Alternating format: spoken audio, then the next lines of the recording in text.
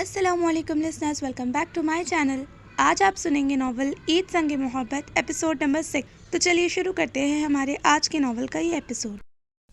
तक वो उसकी पहुंच से दूर हो चुकी थी, बल्कि उसकी जगह सामने तौकीर आ गया। ये मोहब्बत क्यों इतने गुस्से में जा रही है? तौकीर ने उसकी मुतफक्कर सूरत देखते पूछा। मालूम नहीं, शायद अचानक कोई काम याद आ गया होगा। कंधे उचकाते लब भींचकर उसने जवाब दिया, तुम कल क्यों नहीं आई थी? मैं कितना परेशान था, तुम्हें एहसास है नैना? उसके साथ बैठते ग्लास उठाने के बहाने उसके हाथ को छुआ। कहीं बुखार तो नहीं उसे, पर ऐसा कुछ महसूस नहीं हुआ। तब जाकर उसके आसाब रिलैक्स हुए। तुम्हें क्या, तुम्हें कौन सी मेरी परवाह है? वो निरोठेपन से बोली। दिमाग ठीक है तुम्हारा? मुझे नहीं परवाह तुम्हारी तो क्या रमज़ान को होगी? उसने झुंझलाकर गुस्से से गार्ड का जिक्र किया। बकवास बंद करो, वरना यही मुंह तोड़ दूंगी। अच्छा? वो उससे ज़्यादा गुस्से से बोली, पर सामने अपनी तरफ उठती उमैरा की नज़रों को तिरछी निगाहों से देखकर वो फ़ौरन से तासुरात बदलकर दिलकशी से मुस्कुराई और तौकीर को आंखें पटपटाकर देखा। खुदा खैर, दौरा तो नहीं पड़ गया तुम्हें? उसकी आंखों को मुसलसल झपकते देखकर तौकीर बौखला गया और घबराहट से पूछा, you shut up stupid man. अदा है एक लड़कियों की। अच्छा बताओ, अगर मेरा हाथ कांच के ग्लास से टूटने से ज़ख्मी हो जाए तो तुम क्या करोगे? अपना रुमाल। अपनी अदा पर उसका रिमार्क्स देखकर नैना का दिल किया वो टेबल उठाकर उसके सर पर मार दे। अगर उमैरा ना होती तो वो ये भी कर गुजरती, पर फिर भी खुद पर कंट्रोल करते उसने पूछा, यार फिर लड़कियों वाली शर्माने लजाने की अदा करो। ये क्या पागलों वाली हरकत कर रही हो, जैसे मिर्गी के दौरे पड़ रहे हैं। वो मुंह बनाकर साफ गोई से बोला, पर अपने बारे में ऐसी फजूलियात सुनकर नैना को पतंगे लग गए। कितनी मुश्किल से वो शर्मा रही थी, और ये फजूल किस्म का शख्स। दफ़ा हो जाओ तौकीर, वरना मैं सबके सामने तुम्हारा सर फोड़ दूंगी। फूली सांसों से उसने खुद पर जब्त करते भींची मुट्ठियां में इस पर टिकाकर आहिस्ता आवाज़ में कुर्रा कर कहा, डार्लिंग नाराज़ क्यों हो रही हो? मेरे दिल की वीरानी, मेरा मतलब है रानी। तुम खुद सोचो, ब्रांडेड रुमाल है, इस पर तेरे खून के धब्बे लग गए तो धोकर कौन देगा मुझे? ये तो अंकल रमज़ान का दिल है जिसने अपना रुमाल दे दिया बॉस को उस लड़की के लिए। वो जो उसकी बातों से शौला मुश्तइल हो रही थी, उसकी आखिरी बात पर ठिठक गई। हाय, मतलब किस लड़की को? उसने हैरत से तकरीबन टेबल पर झुककर उसकी तरफ देखा। तौकीर ने शरारत से दिल धड़का देने वाले उस चेहरे को देखा। उसकी आंखों में देखते नैना खुद सटपटाकर पीछे हुई। दिल चाहा इस एक्टिंग के कीड़े को उठाकर ऑफिस से बाहर फेंक दे। अब बकवास बंद रखो, वो भड़क कर बोली तो तौकीर हंसने लगा। अच्छा नाराज़ मत हो, ये जो उमैरा बीबी के हाथ पर रुमाल देख रही हो ना, ये अंकल रमज़ान का है, जो बॉस ने उठाकर लेकर उसके हाथ पर बांधा है। उसने मुस्कुराहट छुपाकर सरगोशी में बताया, पर उसकी बात सुनकर बजाय शॉक्ड होने के नैना की खिलखिलाहट पूरे कैबिन में गूंजी। उमैरा और लैला ने चौंक कर उसे देखा और उसकी खिलखिलाहट को देखते तौकीर दिल से मुस्कुराया। मैं अभी आती हूँ। आय हाय, बॉस पर सदके तुम। वो झूम उठी। वॉट? तौकीर को धचका लगा खुद को सदके पाकर। दफ़ा हो जाओ, ज़रा बराबर रोमांटिक नहीं, मेरे किसी काम के नहीं हो।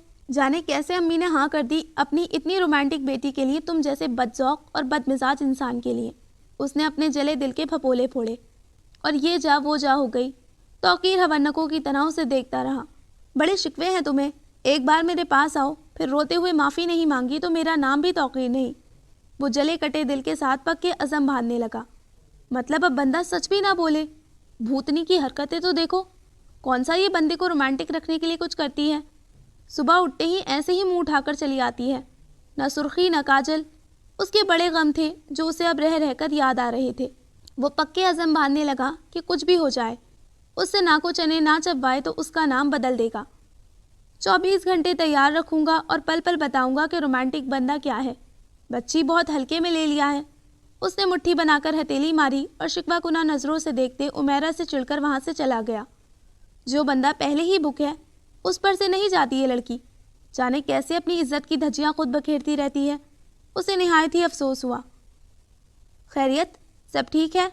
उसे आंधी तूफान के साथ ऑफिस रूम में दाखिल होते देखकर सबील ने निवाला वापस रखते परेशानी के आलम में खड़े होकर उससे दरियाफ्त किया। मोहब्बत, आर यू ओके? उसका सुर्ख चेहरा देखते वो इस्तफसार करता उसकी सिमत बढ़ा कि मान उसने हाथ उठाकर उसे वहीं रोका। अपना रुमाल दे, मुझे काम है। وہی ہاتھ اس کے سامنے پھیلاتے اس نے غصہ دباتے کہا۔ سبیل نے ناسمجھی سے اس کی پہلی ہتھیلی کو دیکھا۔ اب تو تنگ بھی اسے نہیں کیا تھا، کل کا سارا دن، آج بھی تقریباً، پھر یہ غصہ کس بات کا؟ کیا ہوا یار، طبیعت تو ٹھیک ہے؟ کیا کرنا ہے رومال کا؟ وہ الجھ کر سخت پریشانی سے بولا۔ اس کے رومال سے اسے کیا کام ہو سکتا ہے بھلا؟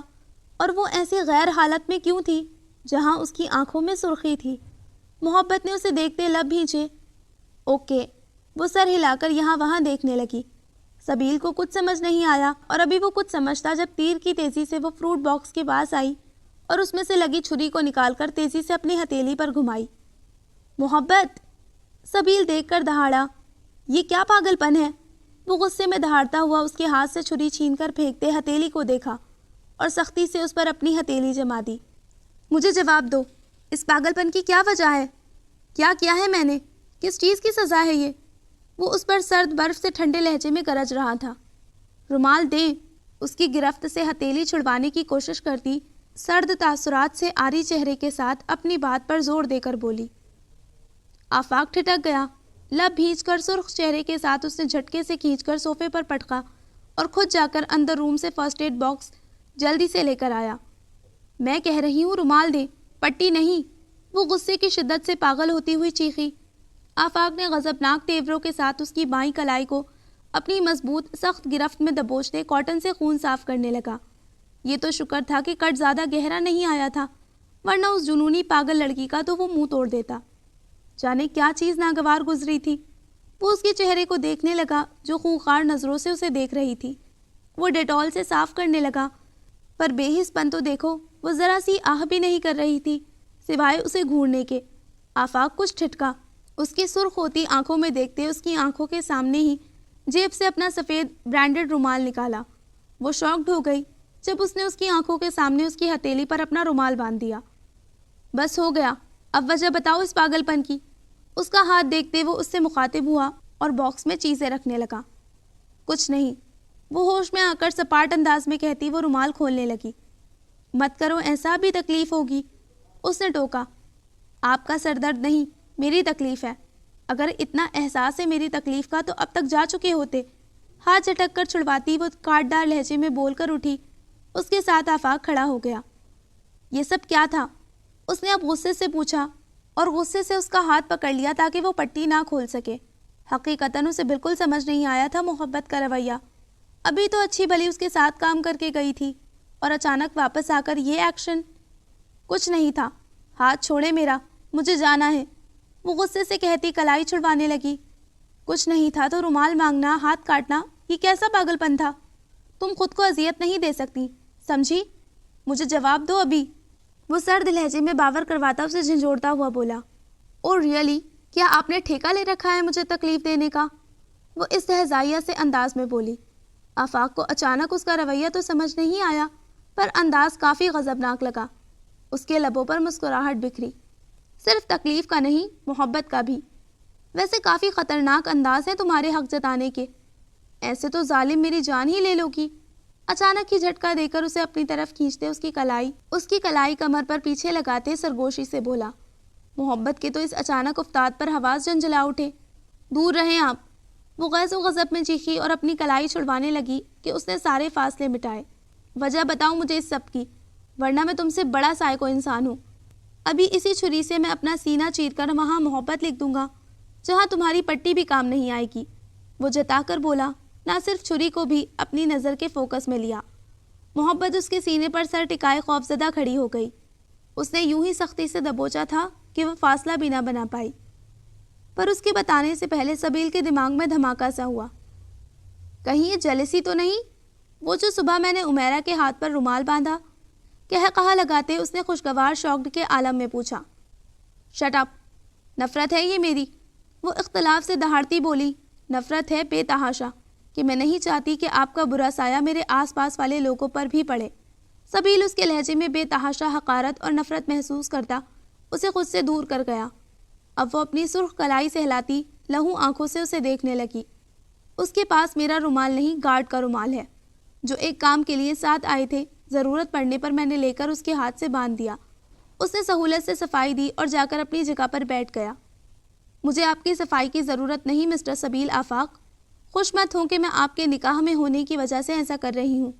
میں بس ایک لڑکی ہو کر ایسا کر رہی ہوں تاکہ آپ کے جال میں وہ معصوم نہ پھنسے. وہ حد کر گئی اور اس کے کردار کو گھسیٹ لائی. سبیل نے لب بھینچے اسے دیکھا. اس کی خاموشی نے محبت کا دماغ گھما دیا. آسان مشورہ ہے یہ. آفس بند کر کے یہاں ایک رومال کا شاپ بنا لیں اور ایسی معصوم لڑکیاں جن کے ہاتھ پاؤں منہ کٹ جائیں ان کی آپ مرہم پٹی کر کے نیکیاں کمائیں. کیوں؟ وہ طنزیہ پھنکاری. آئیڈیا اچھا ہے. مستقبل میں ضرور سوچوں گا اگر تم ہاتھ نہ آئیں تو. وہ سر ہلاتا جواباً سنجیدگی سے بولا. محبت کے سامنے تارے گھوم گئے. آپ کو کیا لگتا ہے میں آپ کے ہاتھ آ جاؤں گی؟ ہرگز نہیں. شکر ہے وقت پر آپ کا یہ مکروہ چہرہ تو سامنے آ گیا. اور آئندہ خبردار میرے گھر میں قدم رکھا. وہ کہتی آپے سے باہر ہوتی وارن کر کے وہاں سے ٹھا کے ساتھ دروازہ بند کرتی. اس کی سنے بغیر چلی گئی. اب تو میں نے کچھ نہیں کیا یار. گھر میں تو تمہارے اچھے بھی آنے دیں گے مسز. اس کی بھوک پیاس مر چکی تھی. وہ اس کے رویے پر غور و فکر کرتا ہوا اپنی چیئر پر جا کر بیٹھ گیا. عمیرہ. اپنی کلین شیف پر ہاتھ پھیرتے ہوئے اس نے نام بڑبڑایا. کیسی لگے گی میرے ساتھ؟ اس نے خود سے سوال کیا پر مزہ نہیں آیا جو اس کے ساتھ خود کو جوڑ کر آتا تھا. میں بھی دیو ہوں. بھاگنا ہے جتنا بھاگ لو. چھوڑنا تو میں نے بھی تمہیں نہیں ہے شعلہ بیگم. ٹیبل پر پڑے خون کی بوند انگلی پر سمیٹ کر لبوں سے لگاتے وہاں رکھی چھری کی نوک گھماتا ہوا بولا. اور کچھ دیر بعد خود کو ریلیکس کر کے جا کر ہاتھ اور چھری واش کر کے آیا. فرسٹ ایڈ باکس بھی اپنی جگہ پر رکھ کر جا کر چیئر پر بیٹھ گیا. دفتن ڈور ناک ہوا. یس کم ان. سر محبت جا چکی ہے. نینا اجازت ملنے پر شرمندہ ہچکچائے ہوئے انداز میں اندر داخل ہوئی اور مؤدب ہو کر بولی. سبیل نے آواز پر چونک کر دیکھا اور ان ڈارک براؤن آنکھوں کو خود پر پا کر وہ روح تک لرز گئی. جانے اب کیا سزا دے گا. محبت تو کہہ رہی تھی اس نے کچھ نہیں سنا پر اس کے تاثرات. اوکے. وہ چونکا, سر ہلا کر سیدھا ہوا اور چھری کو ٹیبل کے دراز میں رکھتے اسے چیئر پر بیٹھنے کا اشارہ دیا. آئیں مجھے آپ سے کچھ بات کرنی ہے. آپ اس کی دوست ہیں نا؟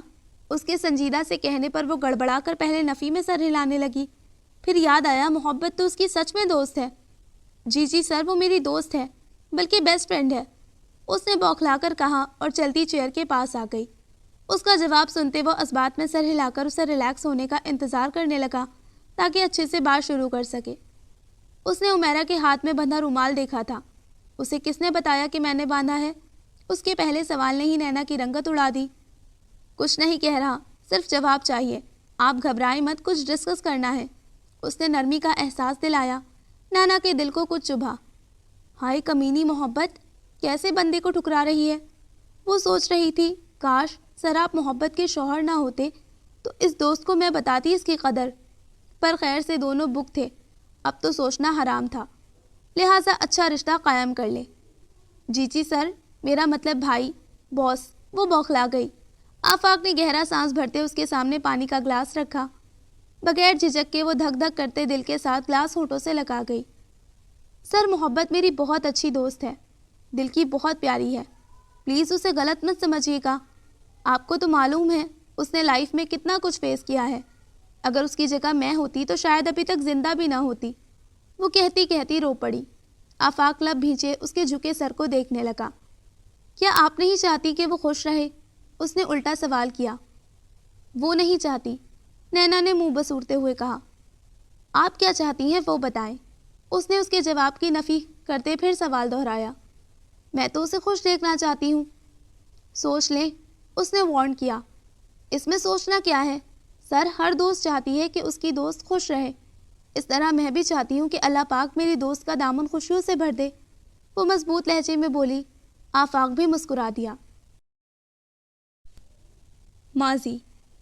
ارسلان صاحب کی منت سماجت کے بعد بالآخر وہ راضی ہو گئی تھی تو انہوں نے مزید ذرا سی بھی تاخیر کیے بغیر کہ کہیں لوگ بہانے سے پھر اسے نہ توڑ دیں سارے معاملات طے کر دیے. تاریخ رکھی گئی, شاپنگ وقت پر کی گئی, تیاریاں بھی ہوئیں, گھر کو بھی سجایا گیا اور اس سب میں ارشمان پیش تھا. اپنوں کے چھاؤں سائے میں اس نے ایک بار پھر اپنے باپ کے کندھے سے لگتے خوف کے حصار میں جب خود کو اس کے نام لکھا تھا. وہ رسم نکاح کی ایک خوبصورت رات تھی جس رات دو روح, دو دل, ایک قلب ہو جاتے ہیں. وجود تو دو ہوتے ہیں پر قلب و روح ایک ہو جاتے ہیں.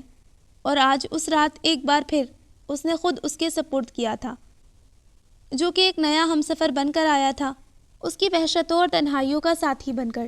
اس نے آنکھیں بند کر کے خود کو زارون کے نام کیا تھا۔ سب نے خوشی سے اس کی پیشانی چوم لی، جہاں ہر طرف روشنیاں ہی روشنیاں تھیں۔ خاص خاص عزیز لوگ اور مہمان مدعو تھے۔ ان سب کے بیچ وہ ان پیپرز پر سائن کر کے اپنے باپ کے سینے میں چھپ گئی۔ محفل لان میں سجائی گئی تھی، جبکہ نکاح کی رسم محل نما اس عالیشان گھر کے لاؤنج میں منعقد کی گئی تھی، جس میں زارون کے سارے دوست احباب اور رشتہ دار شامل تھے۔ جیسے محبت لاڈلی تھی اپنوں کی، ویسے ہی زارون بھی اپنوں کا لاڈلا تھا۔ ان دونوں کے بیچ ایک سرخ موتیوں سے سجا جالی دار پردہ تھا، جہاں سے چوری چوری وہ اس کے جھکے سر کو دیکھ رہا تھا۔ اس کی آنکھوں میں نشہ، خمار، سرور تھا، محبت کو پا لینے کا۔ وہ منفرد تھی اور اس کے نصیب میں آ کر اسے سرشار کر گئی تھی۔ آج نکاح تھا اور کل رخصتی، پھر وہ اس کی دسترس میں ہوگی۔ من چاہی بیوی کا سرور ہی الگ تھا، جو اس وقت زارون پر چھایا ہوا تھا۔ اس کی خوشی سے دمکتے چہرے کو دیکھتے سب دوست گھیرے بیٹھے قہقہے لگا رہے تھے۔ ان سرگوشیوں میں چھیڑ چھاڑ پر وہ جھیپ رہا تھا۔ محفل عروج پر تھی۔ نکاح کے بعد دوستوں کے اصرار پر اپنے یار کی بے چینی و بے قراری کو دیکھتے شور مچایا کہ انہیں ایک دوسرے کو دیکھنا چاہیے۔ زارون نے مشکور نظروں سے انہیں دیکھا تھا۔ وہ ہوٹنگ، شور شرابہ ایسے عروج پر اٹھا کہ سب ینگ جنریشن اصرار کرنے لگے، اور تھک کر بڑوں کو ان کے اصرار کے سامنے ہارنا پڑا۔ وہ سب راضی ہو گئے تھے، کیونکہ ان کی خوشیوں کے لیے ہی تو یہ خوشیاں تھیں۔ بیچ سے پردہ ہٹایا گیا تھا۔ اس بار گولڈن لہنگے میں پور پور سجی، گھونگھٹ ڈالے، سر جھکائے، مہنور کے سہارے وہ بیٹھی تھی، جبکہ اس کے پہلو میں 2 سیٹر صوفے پر ساتھ بیٹھا زارون تھا، جس کی نظریں جیسے اس کے گھونگھٹ سمیت اٹھی آنکھوں میں ایک چمک سی پیدا ہو گئی تھی، جو اس کے دوستوں سے چھپانا مشکل ہو گئی۔ اور انہوں نے دولہے صاحب کی حالت سے محظوظ ہوتے بلند و بانگ قہقہے لگائے، جس پر وہ خجل ہو گیا۔ ایسے میں واحد ساتھ بیٹھا سنجیدہ سا وہ شخص اسے حوصلہ دے رہا تھا، حالانکہ وہ اپنی اہم میٹنگ کینسل کر کے یہاں بیٹھا تھا، جبکہ اسے ہونا اس وقت سنگاپور میں چاہیے تھا۔ مہنور نے شرارت سے زہرون کو دیکھتے شرم و حیا سے پور پور کانپتی، لرزتی ہوئی دلہن بنی بیٹھی محبت کے سامنے ذرا سا گھونگھٹ اٹھایا۔ دیکھو سامنے، کان کے پاس سے مہنور کی سرگوشی ہوئی۔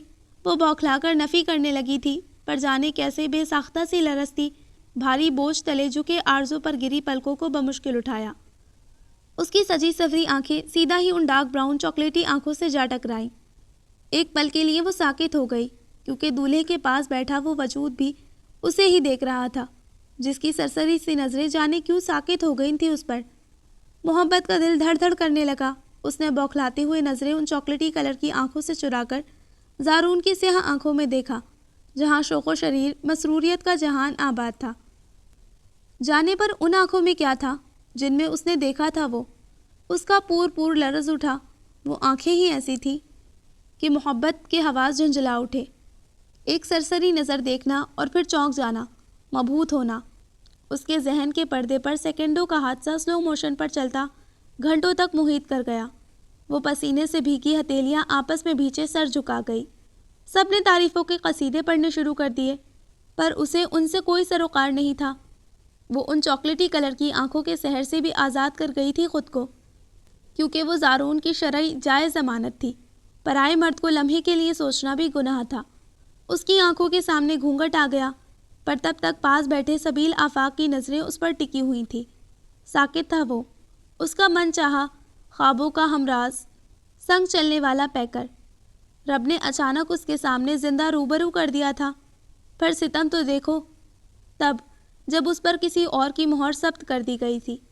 وہ پاگل نہ ہوتا تو اور کیا کرتا؟ اس نے سستے دیوانے لوگوں کی طرح کوئی ہزاروں خواب نہیں سجائے تھے، پر بھول بھٹک کر اس نے ایک وجود کا پیکر اپنی نظروں میں تراشا تھا، اپنی مرضی اور اپنی چاہ سے۔ وہ کوئی حسن کی دیوی نہیں چاہتا تھا، پر جسے چاہتا تھا وہ عام بھی نہیں تھی، اور وہ جب سامنے آئی بھی تو یوں کسی اور کی ہونے کے لیے۔ وہ ایک بڑے سے گاؤں کے جاگیردار کا لاڈلا پوتا تھا۔ اس سے بڑا بھی ایک بھائی تھا، پر لاڈلا سب سے زیادہ وہ تھا۔ اس نے زندگی میں جو بھی چاہا تھا اسے ملا تھا۔ اس کے مانگنے سے پہلے اس کی زندگی کی ہر خواہشات پوری کی گئی تھیں، پر آج پہلی بار وہ خالی دامن، خالی ہاتھ اور خالی دل رہ گیا تھا۔ کیونکہ لمحے میں جہاں ان ہراساں نین کٹوروں میں دل ہارا تھا، وہ تو پہلے ہی کسی اور کی امانت تھی، وہ ایسے ہی لوٹ لیا گیا۔ یہ غم و غصہ وہ کیسے برداشت کرتا؟ یہ ڈاکو وہ کیسے برداشت کرتا؟ جب وہ اس کی ہونی ہی نہیں تھی تو وہ کیوں اپنی ہراساں پھیلی آنکھوں سے اس کا دل چوری کر گئی؟ وہ پتھر کا بت بنا بیٹھا رہا، اس کے پاس کوئی جائے فرار نہیں تھی۔ وہاں لوگ آہستہ آہستہ اس سے مل رہے تھے، آغا جان خود وہاں موجود تھے، کیونکہ نہ صرف سبیل آفاق زارون کا یونی فیلو اور گہرا دوست تھا، بلکہ آغا جان اور ارسلان صاحب کے اچھے دوست اور جان پہچان والے تھے۔ اور یہ وہاں فنکشن میں جان کر آفاق مٹھیاں بھیج گیا کہ وہ اسے کیسے ہار گیا، کیسے وہ اپنی منزل تک نہ پہنچ سکا، اسے کوئی دوسرا اپنی منزل بنا لے گیا۔ اس کی آنکھوں کے سامنے اس کے خواب لوٹے جا رہے تھے، اس کے خواب و خیالوں کا وہ بڑی فرصتوں سے تراشا ہوا پیکر چھین کر بڑے حق سے لے جا رہے تھے، اور وہ بے بس ہونے کے علاوہ کچھ نہیں کر سکا۔ کتنا اذیت ناک تھا وہ لمحہ جب وہ یہ سوچتا کہ جسے سالوں سال خوابوں اور خیالوں میں چاہا، فرصتوں سے تراشا، جس کے آنسو صاف کیے، جس کے ساتھ ہنسنے مسکرانے، زندگی کے کتنے خوبصورت سفر طے کرنے کے وعدے چنے، وہ اچانک ہی آپ کے سامنے لا کر رکھا جائے اور اسے دکھا کر یہ جتایا جائے کہ جسے تم نے شدتوں سے پور تراشا ہے وہ تمہاری نہیں، کسی اور کے نصیب میں لکھ کر اس کی ملکیت بنا دی گئی ہے۔ تو کیسی بیتتی ہے اس پر جب جان جائے کہ وہ تو شروع سے ہی اس کی نہیں، بلکہ اس کے خواب و خیالوں نے اس کے ساتھ گہری چال چلی، اس کے ساتھ مذاق کیا، بلکہ وہ اس کی مضطرب حالت پر قہقہا لگا رہے تھے۔ آغا جان، بابا سائیں، سب نے اس کی حالت دیکھتے بے چینی کے بابت استفسار کیا، پر وہ نفی میں سر ہلا دیتا، انہیں مطمئن کر کے بس تھوڑی تھکن ہے، جلدی گاؤں کا سفر شروع کریں تاکہ وہ گھر جا کر آرام کر سکے۔ پر وہ جو انہیں سیکنڈ میں چلنے کی مہلت دے رہا تھا، اس میں اب اتنا بھی حوصلہ نہیں رہا تھا کہ وہ کھڑا ہو سکے۔ اس کے ضبط کی تنابیں ٹوٹنے لگی تھیں۔ وہ اپنی آنکھوں کے سامنے زارون کو ان پیپرز پر سائن کرتا دیکھ چکا تھا جن پر اسے اپنا حق لگا تھا۔ اب کاش وہ کھلونا ہوتی تو وہ اب تک وہ اس سے چھین چکا ہوتا، پر وہ زندہ جیتی جاگتی سانسیں لیتی انسان تھی، کیسے وہ ایسا کرتا؟ اس نے بالآخر ایک فیصلہ لیا کہ یہاں سے چلا جائے، ایسا نہ ہو کہ اس سے کچھ الٹ ہو جائے۔ وہ کافی غصیلا انسان تھا، اپنی ضد اور غصے میں کچھ بھی کر سکتا تھا، پھر ساری زندگی پچھتاوا رہے، اس سے بہتر ہے وہ الوداعی لے کر وہاں سے چلا جائے۔ اس نے اپنے دوست کو دل سے دعا دی کہ یہ اس کی قسمت میں تھی، اب اس کا درد قسمت اس کے ساتھ تھا۔ نکاح خیر خیریت سے ہونے، دلہن کی منہ دکھائی کے بعد لان میں خوش و خرو کا سما تھا، جشن اپنے عروج پر تھا۔ زارون اپنے دوستوں کا بھی ایک اچھا دوست تھا، جس کی وجہ سے اس کی شادی میں اس قدر دوستوں کی رونق شامل تھی، پر وہ بیچارہ کیا جانے کہ اس کے اس جشن میں کوئی اپنا دل ہار بیٹھا ہے، یوں کہ اب اس کی طرف شرمندگی سے دیکھ بھی نہیں سکتا تھا۔ سبیل نے آغا جان والوں سے چلنے کا پروگرام پوچھا، پر انہوں نے کچھ وقت رکنے کا کہا۔ وہ تیار نہیں تھا رکنے کے لیے، نتیجتاً خود ہی جانے کے لیے اجازت لی، ارسلان صاحب سے انہیں مبارکباد دے کر، خود دوستوں کے کندھوں پر جھومتے قہقہے لگاتے زارون سے شور شرابے اور دھماکوں میں اشاروں سے اجازت طلب کی۔ وہ راضی تو نہیں ہوا تھا، پر اس نے اپنی طبیعت کا اشارہ دیا، جسے سن کر وہ منہ بنا کر شکوہ کناں نظروں سے دیکھنے لگا۔ پر وہ مجبور تھا، صبح پھر سے ملنے کا وعدہ کرتے جانے لگا تھا کہ اچانک سامنے آتے ویٹر کے ساتھ وہ بری طرح ٹکرا گیا کہ اس ویٹر کے ہاتھ میں موجود مشروب کی ٹرے سیدھا سبیل آفاق پر جا گری۔ نتیجتاً اس کے کپڑے پورے بھیگ گئے تھے، بلکہ ہر جگہ مشروب کے گہرے دھبے آ چکے تھے۔ مضبوط شانوں پر سیاہ شال اوڑھے، سفید سندھی کلف لگے، گھیر دار شلوار سفید ہی قمیض میں ملبوس تھا، داغ گہرے صاف نظر آ رہے تھے۔ سارے لوگ دوستوں کے کندھوں پر بیٹھے زارون کی طرف متوجہ قہقہہ لگا رہے تھے، جبکہ ارسلان صاحب اور آغا جان کی نظریں فوراً سبیل آفاق کی طرف اٹھی تھی۔ انہوں نے صورتحال دیکھی، ویٹر کو جھلک کر وہاں سے جانے کا کہا اور سبیل سے پوچھا کہ اس حالت میں سفر کرنے سے تو رہا، ایسا کرے اندر جا کر صاف کر لے۔ آغا جان اور ارسلان سہیل کے مشورے پر وہ نہ چاہتے ہوئے بھی مرتا کیا نہ کرتا کہ مصداق اندر کی سمت بڑھ گیا، جہاں لڑکیوں عورتوں کے گھیرے میں وہ سر جھکائے بیٹھی تھی۔ کئی لڑکیوں کی نظروں کا وہ روشن دیا بن گیا تھا، جبکہ اس کی نظریں اس پر ٹھٹک کر رکنا، شکوہ شکایت کرنا چاہتی تھی کہ کسی اور کا ہونا تھا تو میرے خواب و خیالوں میں کیوں آئیں۔ آفاق کا دل دھڑک اٹھا اسے یوں مدھم مسکراتے دیکھ کر۔ بے ساختہ دل سے سدا خوش رہنے اور مسکرانے کی دعا نکلی اور سر جھکا کر وہ ملازمین کی سنگت میں سیڑھیاں چڑھ گیا۔ دل چاہا ایک بار پھر مڑ کر اس کے اس حسین روپ کو نظروں میں اتارے، پر یہ فعل اسے خود کافی ناگوار لگا۔ دل پر پہاڑ جیسے ضبط بٹھائے وہ ایک روم میں بند ہو گیا۔ پر اسے کیا معلوم، نصیبوں کے کھیل میں کچھ دعائیں رد بھی کی جاتی ہیں، جیسے لمحوں کا کھیل تھا۔ ایک بار پھر وہ جشن اچانک ہی ماتم میں بدلا، جب جوش و خروش مناتے خوشی سے نہال ایک دوست کا کیا ہوا فائر اچانک ایک معمولی سی غلطی پر سرسراتی ہوئی وہ موت کی سوئی سیدھا سفید سوٹ میں ملبوس اس شہزادوں کی آن بان رکھتے دوستوں کے کندھے پر جھومتے قہقہا لگاتے زارون کے سینے میں سیدھا سوراخ بناتی ہوئی نکل گئی۔ اس کا بلند قہقہا اچانک ہی آہ کرتے کرہا میں بدلا۔ لوگوں کی چھوٹی سی غلطیاں خوشیاں لوٹ لیتی ہیں۔ خوشیوں میں ایسے جان لیوا ہتھیاروں سے کھیلنا، خوشی کا یوں اظہار کرنا کبھی کبھی خوشیاں دیتا نہیں بلکہ چھین لیتا ہے۔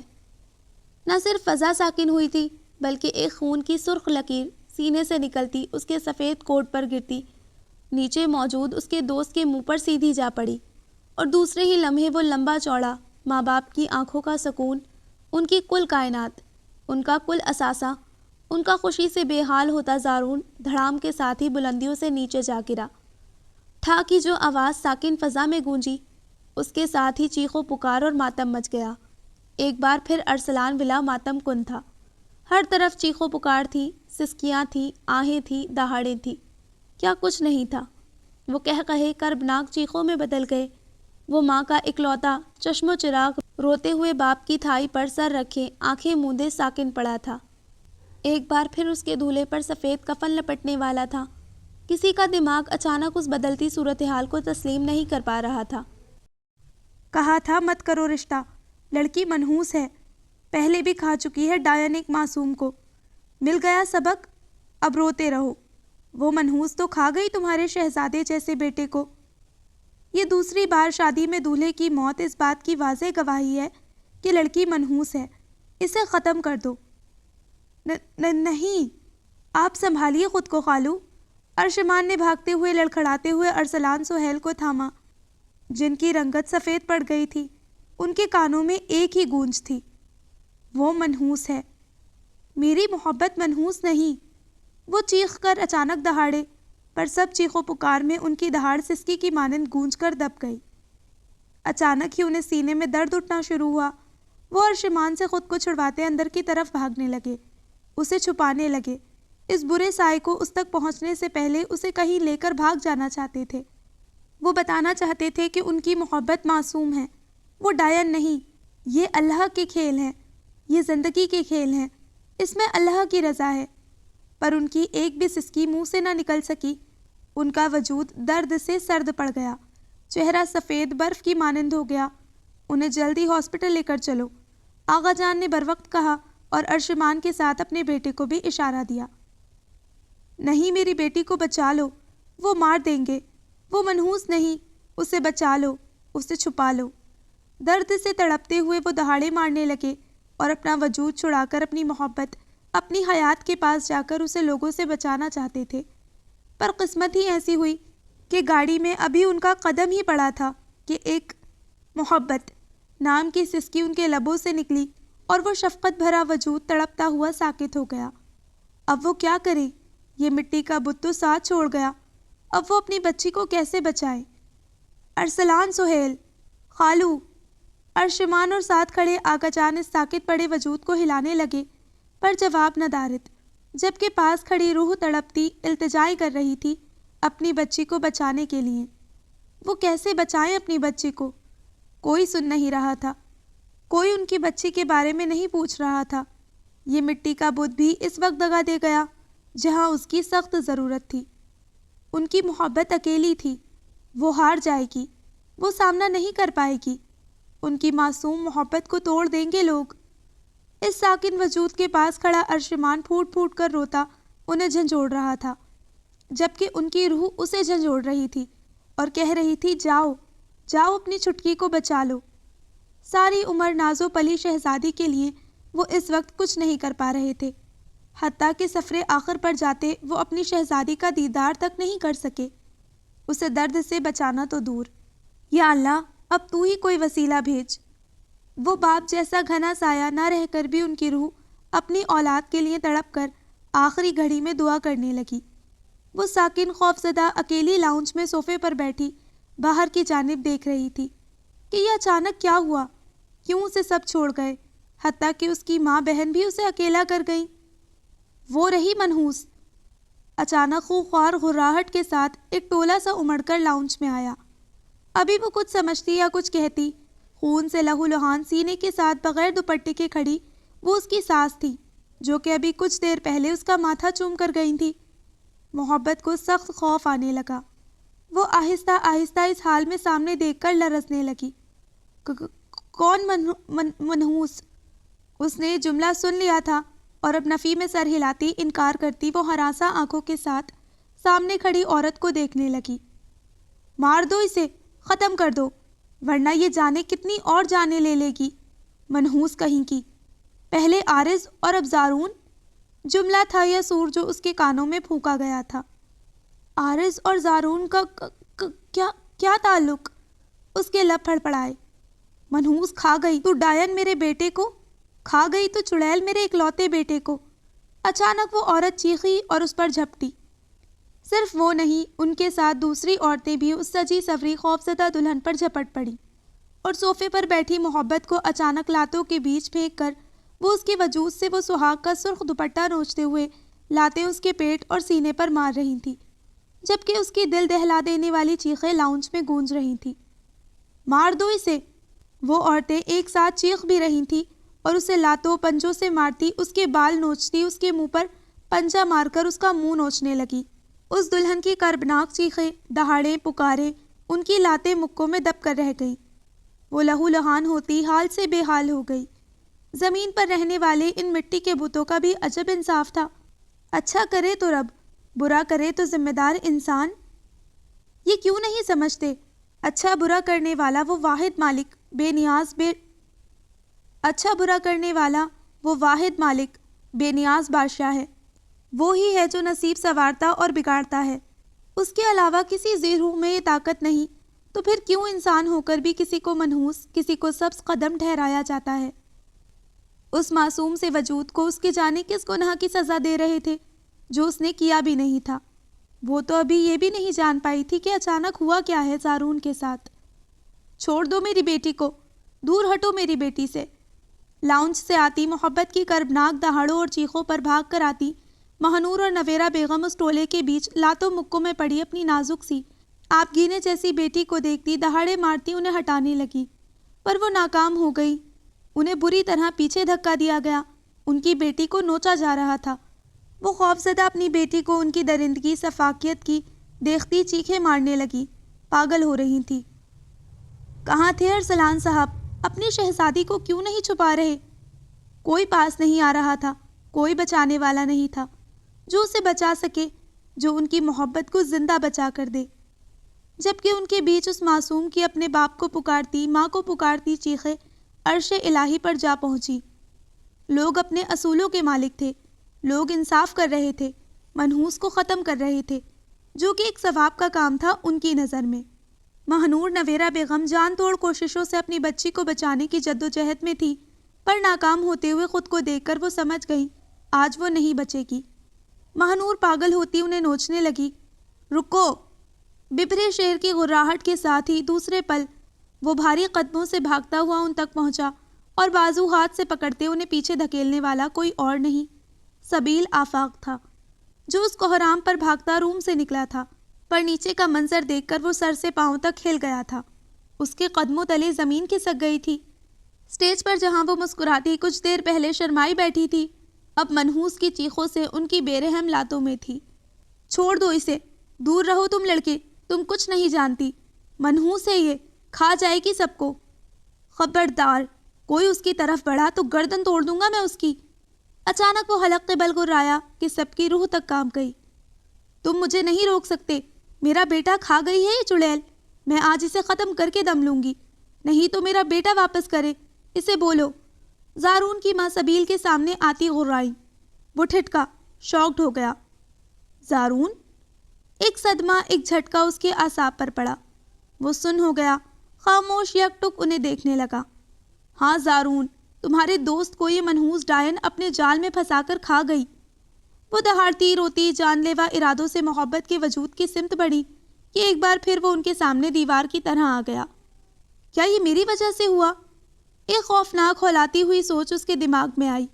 کیا ان کی خوشیوں کو میری نظر کھا گئی؟ پر میں نے تو انہیں دعا دی تھی۔ زارون کی موت کیسے ہو سکتی ہے؟ ابھی تو اس کا نکاح ہوا ہے۔ اس کا دماغ کچھ بھی قبولنے کے لیے تیار نہیں تھا۔ وہ بت بن گیا۔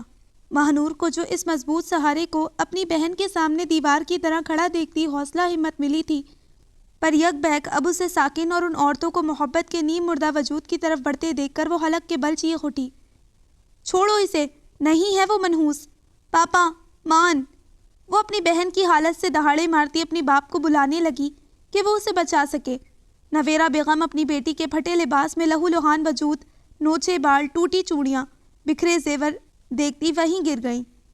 کیا ان کی بیٹی سچ میں منحوس تھی؟ کیا خدا ہے یہ؟ ایک دم وہ شیر کی غراہٹ کی مانند دہاڑا۔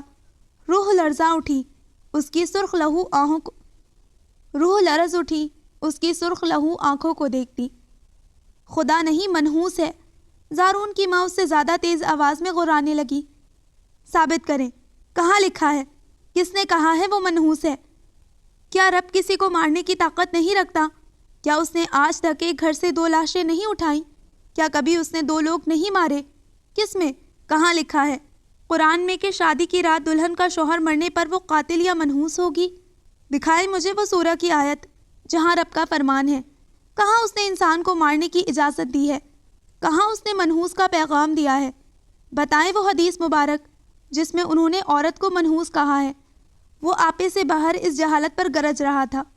وہ انجان ہو کر اس کے سامنے دیوار بن کر کھڑا، کوئی اور نہیں، اسے بچانے والا سبیل آفاق تھا، جسے تو شاید وہ جانتی تک نہیں تھی، نہ ہی اس کے سوچ و گمان میں ہوگا کہ اسے نوچنے، تکلیف، موت سے بچانے والا وہ رب کی رضا سے آیا سبیل آفاق تھا، جس کے کانوں میں شاید اس کے باپ کی سسکیاں پہنچ گئی تھیں کہ دیر سے ہی صحیح وہ پہنچ گیا ان کی محبت کو بچانے کے لیے۔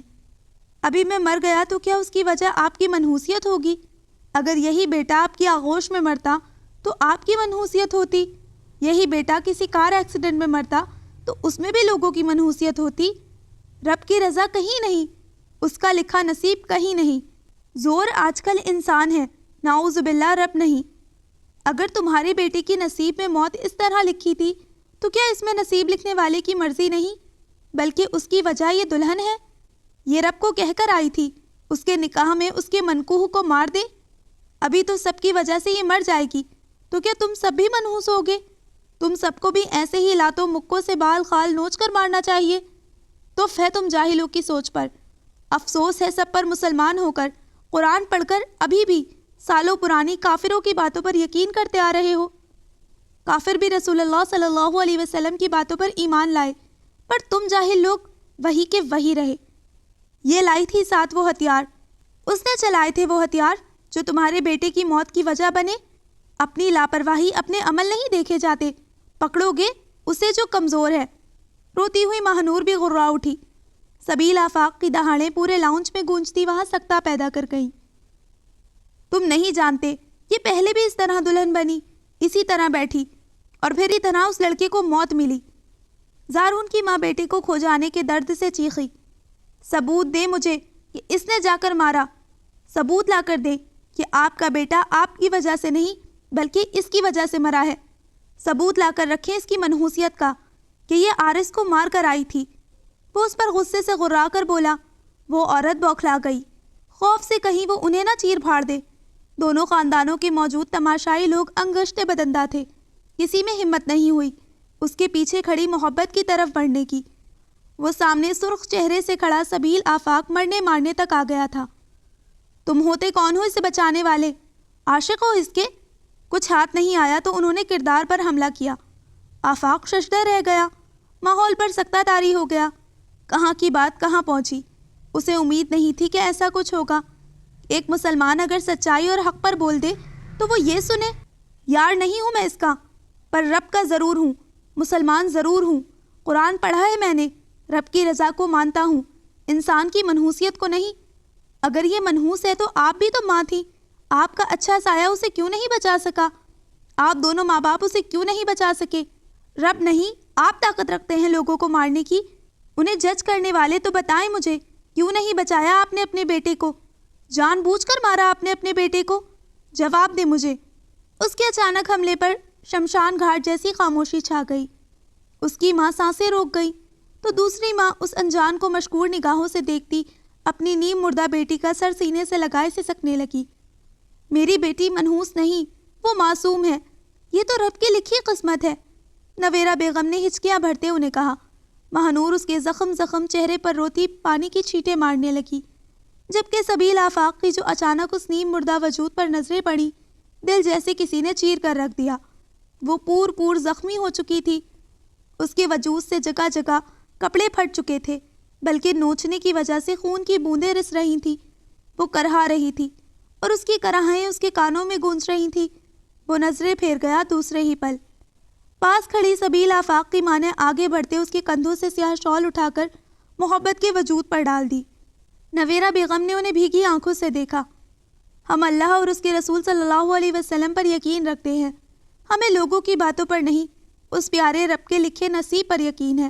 ہم جانتے ہیں اس میں اس معصوم کا کوئی قصور نہیں، نفیسہ بیگم ان عورتوں پر جتاتے ہوئے بولی۔ مہنور اپنی بہن کی حالت پر ہچکیاں بھرنے لگی۔ پتہ نہیں کہاں رہ گئے تھے اس کے پاپا، آ کر دیکھے اللہ نے کس طرح اس کی محبت کو موت سے بچایا ہے۔ سب لوگ جاہل نہیں، اللہ پر، اس کے لکھے پر ایمان رکھنے والے ابھی بھی زندہ ہیں۔ مہنور، اسی لمحے موت سی خاموشی چھائے لاؤنج میں ارشمان داخل ہوتے ہوئے اسے بلانے لگے۔ اس نے تڑپ کر ان کی طرف لہو آنکھوں سے دیکھا۔ کہاں تھے آپ؟ کہاں ہے پاپا؟ کیوں نہیں بچانے آئے وہ اپنی محبت کو؟ وہ یکدم غرا اٹھی تکلیف سے، انہوں نے روتے سر جھکا لیا۔ مہنور کو دھچکا لگا اپنے شوہر کو یوں ہچکیاں بھرتے روتے دیکھ کر۔ مان، وہ تڑپ کر ان کی طرف بڑھتی کہ اس کا اٹھایا ہوا قدم فضا میں ہی رہ گیا، جب دو کندھوں کے سہارے ارشمان کے پیچھے ہی گہری نیند سوئے ارسلان سہیل کی ڈیڈ باڈی لا کر لاؤنج کے وسط میں رکھی گئی۔ So listeners, this was the end of the عید سنگ محبت ایپیسوڈ نمبر 6۔ انشاءاللہ جلدی ملتے ہیں ایپیسوڈ نمبر 7 کے ساتھ، تب تک اپنا خیال رکھیے، دعاؤں میں یاد رکھیے۔ اللہ حافظ۔